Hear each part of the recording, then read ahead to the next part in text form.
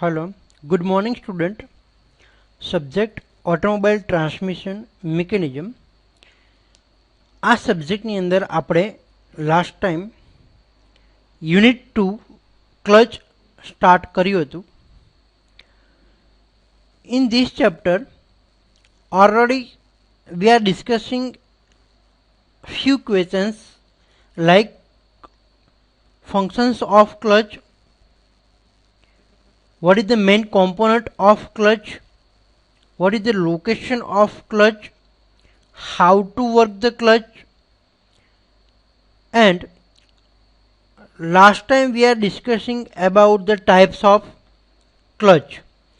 Types of clutch આપણે last લેક્ચર્સની અંદર discuss કર્યું હતું. 3 માર્ક્સનો આ ક્વેશ્ચન્સ જોયો તો આપણે એમાં સિંગલ પ્લેટ ક્લચનો લાઇન ડાયાગ્રામ, એનું વર્કિંગ પ્રિન્સિપલ્સ, કયા પ્રિન્સિપલો પર તે વર્ક કરે છે, how to work the working of single plate clutch, how to work the multi-plate clutch, line diagram of multi-plate clutch, which component consist of multi-plate or single plate clutch. In this all discussing last time already we have taken the last lecture. Today's we are learning the topic of con clutch. આ questions તમારે 4 માર્ક્સનો અંદર GTU એક્ઝામમાં પૂછાતો હોય student. કોનક્લચ સમજાવી તેનો line diagram દોરો.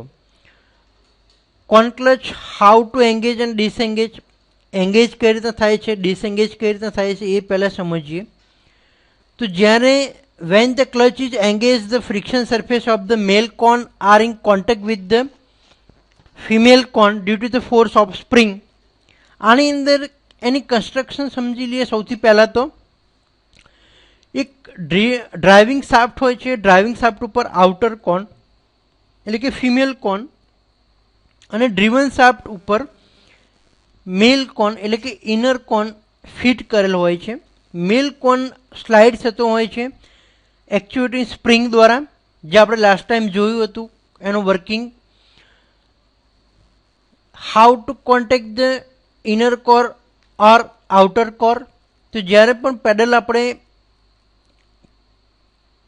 Operate નથી થતું એટલે કે ક્લચ એંગેજ પોઝિશનમાં હોય છે ત્યારે ઇનર કોન અને આઉટર કોન એકબીજાના કોન્ટેક્ટમાં હોય છે એટલે કે એંગેજ પોઝિશનમાં ક્લચ હોય છે. ત્યારે ક્લચની અંદર જે ડ્રાઇવિંગ શાફ્ટ ઉપર એન્જિનમાંથી પાવર ટ્રાન્સફર થાય છે તે સીધો ડ્રીવન શાફ્ટ ઉપર ટ્રાન્સફર થાય છે. એટલે કે એન્જિનનો પાવર અને ટોર્ક ક્લચ દ્વારા ગિયરબોક્સ સુધી પહોંચે છે.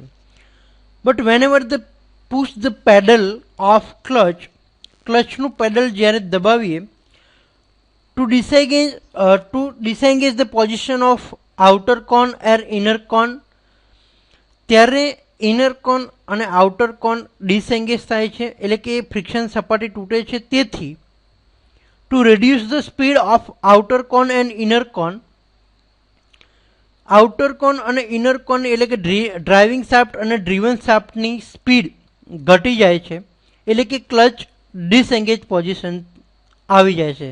This position is known as disengage position. Disengage પોઝિશનમાં એન્જિનમાંથી જે પાવર અને ટોર્ક ટ્રાન્સફર થતો હતો ડ્રાઇવિંગ શાફ્ટ ઉપર તે થશે નહીં. ત્યારે આપણે રિક્વાયર મુજબ ગિયર ચેન્જ કરીને સ્પીડમાં વધઘટ કરી શકીએ છીએ. સ્પીડ ચેન્જ થઈ ગયા પછી એટલે કે ગિયર ચેન્જ થઈ ગયા પછી whenever the release the foot pedal of clutch pedal, clutch pedal ઉપરથી આપણે પગ લઈ લઈએ ત્યારે to return the main position of inner cone which connect the outer cone by actuating spring, ત્યારે સ્પ્રિંગ ફોર્સનું ટેન્શન ઘટી જશે અને एक्चुएटिंग स्प्रिंग द्वारा इनर कोन और आउटर कोन फरीथी एकबीजाना कॉन्टेक्ट में आवी जशे। At this time, similarly speed to rotate with the outer cone or inner cone. ત્યારે જેટલી સ્પીડમાં ડ્રાઇવિંગ શાફ્ટ દ્વારા આઉટર કોન રોટેટ થશે તેટલી સ્પીડમાં ડ્રીવન શાફ્ટ ઉપર ઇનર કોન પણ રોટેટ થતો હશે. વધુ સમજવા માટે આપણે સ્ટુડન્ટ એક વિડીયો સમજીએ. આ એક તમારે લાઇન ડાયાગ્રામ તમારે જ્યારે પણ કોન ક્લચ એક્ઝામમાં પૂછાય ત્યારે તમારે આવો એક બ્લોક ડાયાગ્રામ ડ્રો કરવાનો રહેશે, જેને એન્જિન શાફ્ટ એટલે કે ડ્રાઇવિંગ શાફ્ટ, એની ઉપર ફ્લાયવ્હીલ એટલે કે આઉટર કોર, બીજો કોન જે અંદરનો છે ઇનર કોન તે ડ્રીવન શાફ્ટ ઉપર, એક્ચ્યુએટિંગ સ્પ્રિંગ અને ક્લચ પેડલ, અને એ શાફ્ટ જશે ગિયર બોક્સના અંદર એટલે કે એને કહેવાશે ગિયર બોક્સ શાફ્ટ. તો આવી કંઈક મિકેનિઝમ સ્ટુડન્ટ તમારે એક્ઝામની અંદર ડ્રો કરવાની રહેશે. આ એક લાઇન ડાયાગ્રામ છે, આ તમે ખાસ ડ્રો કરી દેજો. વિડીયો દ્વારા આપણે સમજીએ વધુ how to work the cone clutch. Cone clutch કઈ રીતના કામ કરે છે તે આપણે આ વિડીયો દ્વારા સમજીએ. તમે સમજો જુઓ છો અહીંયા કે અહીંયા પેડલ દેખાય છે. પેડલ દ્વારા તમે જ્યારે દબાવો છો ત્યારે ફોર્સ આ તરફ ક્રિએટ થાય છે, એટલે કે આ મેલ કોન અને ફિમેલ કોન વચ્ચેનો કોન્ટેક્ટ તૂટી ગયો. આ એન્જિન છે, આ ફ્લાયવ્હીલ છે, બે કોન લગાવેલો હોય છે, બ્લુ કલર છે, મેલ ફિમેલ કોન છે. આ ફ્રિક્શન મટીરિયલ તમને દેખાય છે, એની ઉપર જે ઇનર કોન હોય છે, અને આપણું ક્લચ કંટ્રોલ એટલે કે આ શાફ્ટ હોય છે જે ઇનપુટ એટલે કે ગિયર બોક્સ સાથે લગાવેલું હોય છે. હવે જ્યારે આપણે એન્જિન ફરતું હોય છે એટલે કે ફ્લાયવ્હીલ રોટેટ થતું હશે, સાથે સાથે તમારે આઉટર કોન પણ એટલે કે ફિમેલ કોન પણ રોટેટ થશે તે સ્પીડ ઉપર. એ એક સ્પ્લાઇન શાફ્ટ દ્વારા ફિમેલ કોન સાથે કનેક્ટ હોય છે. ફ્રિક્શન મટીરિયલ ઇનર કોન ઉપર લગાવેલું હોય છે. અત્યારે ડિસએંગેજ પોઝિશન છે, જોઈ શકો છો સ્ટુડન્ટ તમે. આઉટર કોન અને ઇનર કોન એકબીજાના કોન્ટેક્ટમાં નથી, પણ તમે જ્યારે આ પેડલ ઓપરેટ કરશો ત્યારે તમે જોઈ શકો છો કે સ્પ્રિંગ દ્વારા આ કોન મૂવ થાય છે અને ઇનર કોન અને આઉટર કોન એકબીજાના કોન્ટેક્ટમાં આવે છે. એ કોન્ટેક્ટમાં આવશે એટલે સેમ સ્પીડ ફ્લાયવ્હીલ અને સેમ સ્પીડ મેલ ફિમેલ કોન રોટેટ થશે અને ટ્રાન્સફર થશે એન્જિનનો પાવર અને ટોર્ક સીધો જ ગિયર બોક્સ ઉપર. જ્યારે ક્લચ પેડલ તમે પુશ કરશો ત્યારે સ્પ્રિંગ દ્વારા આવી રીતના ડિસએંગેજ પોઝિશનમાં આવી જશે. તો આવી રીતના એની આઉટર કોન અને ઇનર કોનની એંગેજ અને ડિસએંગેજ પોઝિશન તમે અહીંયા જોઈ શકો છો. ક્લિયર? જ્યારે બી ડિસએંગેજ હોય ત્યારે આગળ પાવર ટ્રાન્સફર થશે નહીં. વધુ સમજવા માટે આપણે બીજો એક વિડીયો જોઈએ અહીંયા. Exactly how to work the cone clutch, how to engage and disengage the male or female cone, outer or inner cone. Single plate અને કોન ક્લચમાં ફરક શું છે? સિંગલ પ્લેટની અંદર ફ્રિક્શન પ્લેટ, પ્રેશર પ્લેટ એ બધી પ્લેટો આવતી હતી, જ્યારે આની અંદર એ બધી પ્લેટો નથી. કોન ક્લચની અંદર બે ટાઈપના ઇનર અને આઉટર કોન હોય છે, જ્યારે અહીંયા તમને પ્લેટો દેખાશે. Cone clutch is widely use in the sport car. જે ઓટોમેટિક ટ્રાન્સમિશન હોય છે, સ્પેશિયલ ટ્રાન્સમિશન હોય છે, તો એવી કારની અંદર પાવર બોર્ડ્સની અંદર 4x4 જીપ્સીની અંદર ત્યારે આવી રીતના કોન ક્લચ લગાવેલી એવા બધા વ્હીકલમાં તમને જોવા મળશે. ક્લિયર? હવે વર્ક કઈ રીતના કરે છે તો એની અંદર તમે સમજ્યા કે મેલ અને ફિમેલ કોનનું કોમ્પોનન્ટ હોય છે, સ્પ્રિંગ એક્ચ્યુએટિંગ સ્પ્રિંગ હોય છે અને ક્લચ કંટ્રોલ એટલે કે પેડલ હોય છે. મેલ કોન ઉપર ફ્રિક્શન મટીરિયલ લગાવેલું હોય છે, એસ્બેસ્ટોસ મટીરિયલ હોય છે. ફ્રિક્શન મટીરિયલ જ્યારે પેડલ તમે દબાવશો ત્યારે એક્ચ્યુએટિંગ સ્પ્રિંગ દ્વારા રિટર્ન પોઝિશનમાં આવશે. જ્યારે પેડલ નથી દબાવેલું હોતું ત્યારે તમારે આવી રીતના એંગેજ પોઝિશનમાં સીધો પાવર ટ્રાન્સફર આગળ થતો હોય છે. પેડલ દબાવશો ત્યારે બંને વચ્ચે ડિસ્કનેક્ટેડ થશે અને તમારો પાવર ટ્રાન્સફર થશે નહીં. તો આ એંગેજ પોઝિશન તમે સ્ટુડન્ટ જોઈ શકો છો. ત્યારે અહીંયા જેટલી સ્પીડમાં શાફ્ટ ફરે છે એટલી સ્પીડમાં તમે અહીંયા શાફ્ટ ફરતી જોઈ શકો છો. જ્યારે તમે હવે ક્લચ પેડલ ઓપરેટ કરશો ત્યારે ઇનર કોન અને આઉટર કોન વચ્ચે કોન્ટેક્ટ તૂટી જશે, જેથી એન્જિનનો પાવર જે અહીંયા ડેવલપ થશે તે આ શાફ્ટ દ્વારા આ શાફ્ટ ઉપર એટલે કે ગિયર બોક્સની શાફ્ટ ઉપર ટ્રાન્સફર થશે નહીં. તો આ હતી એની એંગેજ અને disengage position of cone clutch. Clutch pedal જો તમે પુશ કર્યું ત્યારે શું થયું? બંને વચ્ચે કોન્ટેક્ટ તૂટ્યો અને ડિસએંગેજ થઈ ગઈ. ક્લિયર? હવે જ્યારે ક્લચ પેડલ છોડી દેશો ત્યારે રિટર્ન સ્પ્રિંગ દ્વારા ફરીથી ઇનર અને આઉટર કોન જોઈન્ટ થશે.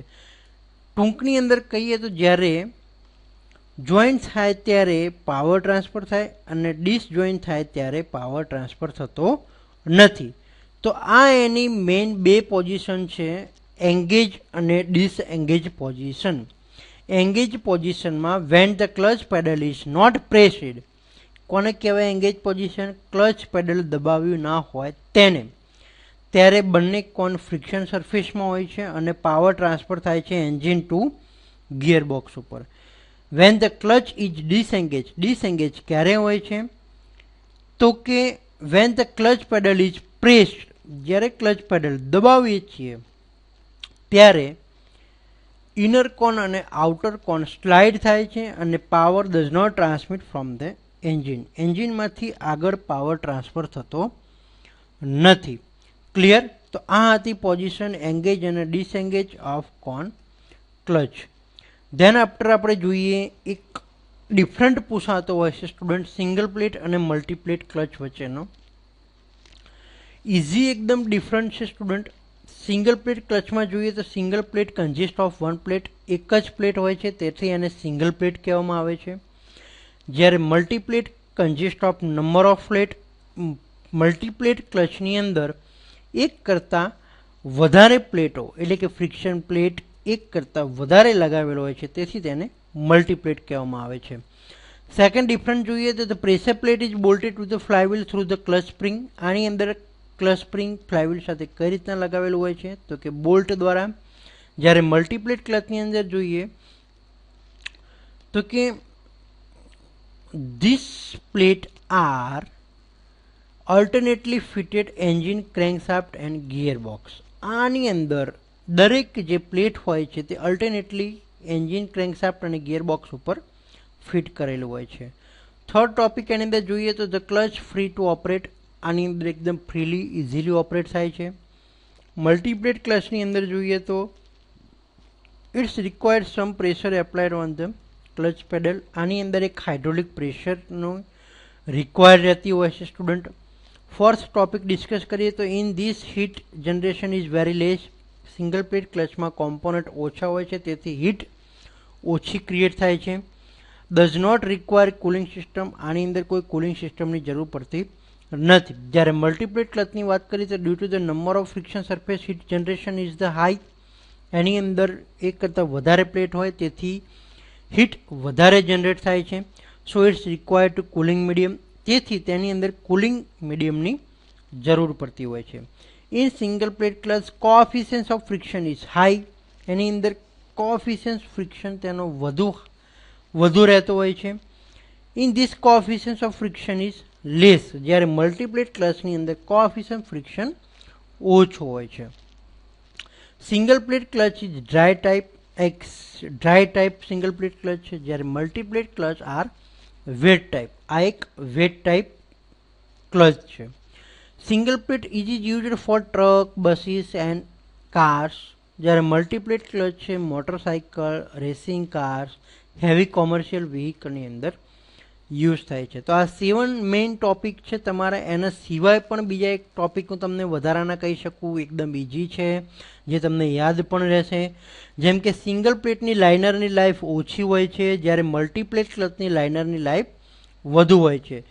સિંગલ પ્લેટનો ક્લચનો ઓવરઓલ ડાયામીટર વધુ રાખવો પડતો હોય છે, જ્યારે મલ્ટીપ્લેટ ક્લચનો ડાયામીટર કમ્પેરમાં ઓછો હોય છે. હવે ડાયામીટર વધુ હશે તો સિંગલ પ્લેટ જગ્યા પણ વધુ રોકશે, તો પણ એક મેઇન એક ડિફરન્સ છે ખાસ બે વચ્ચેનો, કે સિંગલ પ્લેટ જગ્યા વધુ રોકે છે જ્યારે મલ્ટીપ્લેટ જગ્યા ઓછી રોકે છે. સિંગલ પ્લેટની અંદર ગિયર બદલવા માટે ઓછી ઝડપ મળે છે, જ્યારે મલ્ટીપ્લેટ ક્લચને ગિયર બદલવા માટે વધુ સ્પીડલી મળી રહેતી હોય છે.